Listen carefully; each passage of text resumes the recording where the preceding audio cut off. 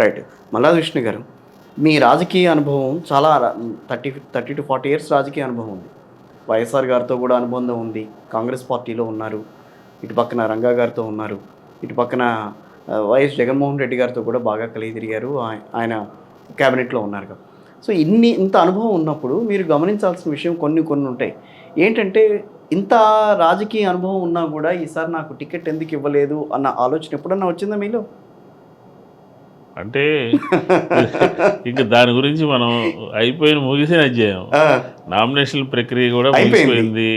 క్యాండిడేట్లు మీరేమో సంక్షేమ పథకాలు అమలు చేశాను, నా సెంట్రల్ నియోజకవర్గంలో అభివృద్ధి జరిగింది అని మీరు చెప్పుకున్న తర్వాత, ఇంత చేసిన తర్వాత మిమ్మల్ని కాదని ఇంకొకళ్ళకి సీట్ ఇవ్వటం అనేది కొంచెం ఆలోచించదగ్గ పరిణామం కాదా? అనౌన్స్ చేసినప్పుడు బాధ ఉంటుంది, గుర్తు వచ్చినప్పుడు బాధ ఉంటుంది. కాకపోతే ఏంటంటే మనం ఒక సిస్టంలో ఉంటాం. మనం వ్యక్తిగతంగా కదా, ఒక సిస్టంలో పనిచేయాలి. మనం ఇప్పుడు ఒక పార్టీలో ఉన్నామంటే పార్టీ హైకమాండ్, పార్టీ లీడర్ చెప్పినటువంటి విషయాల మీద మనం అర్థం చేసుకుని కరెక్టే ముందుకు సాగాల్సి ఉంటుంది.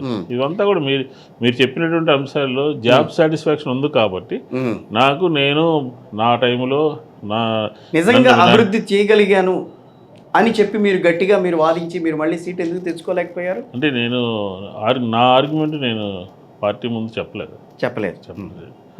నేను నేను ఇచ్చేసాను. మన బాధ్యత కదా.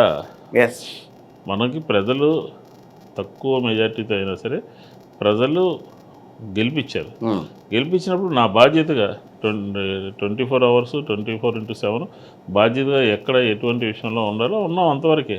అంతే తప్ప ఇవన్నీ నేను చేశానని మళ్ళీ నేను రిపీట్ చేసి అడగడం అనేది నాకు మనస్కరించదు లేదు.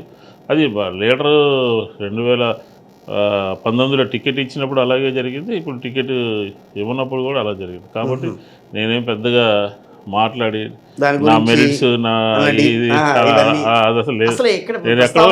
నేను ఎక్కడ కూడా తేలేదు. మా ముందు కూడా ఒక మిత్రుడు వెళ్ళి చెప్పాడు నాకు ఇలా మాట్లాడాడు. పార్టీ ఏ నిర్ణయం తీసుకుంటే అంతే తప్ప నేను దాని గురించి ఆలోచన చేసేది. కానీ రాజకీయంగా మీరు ఎట్లా ముందుకెళ్తారనే ఆలోచన కూడా వస్తుంది చాలా మందికి. సార్ ఇప్పుడు మనం అనుకుంటామా సార్, చిన్నప్పుడు రాజకీయాల్లోకి వచ్చాము, 2 సార్లు ఎమ్మెల్యేగా ఉన్నాను, అర్బన్ డెవలప్మెంట్ అథారిటీ చైర్మన్ చేశాను, ఇప్పుడు ప్రణాళిక సంఘం వైస్ చైర్మన్. కాబట్టి ఇవన్నీ రాజకీయాల్లో ఒక చిన్నప్పుడు ఒక మోటివ్ ఉంటుంది, అది అచీవ్ అయిపోయిన తర్వాత అంతా ప్రజలకి ఎలా పనిచేయాలనేదే తప్ప ఇంకా మన గురించి మెరిట్స్ చెప్పడం, మనం అలా చేయడం ఇలా చేయడం ఇదంతా లేదు. సరే.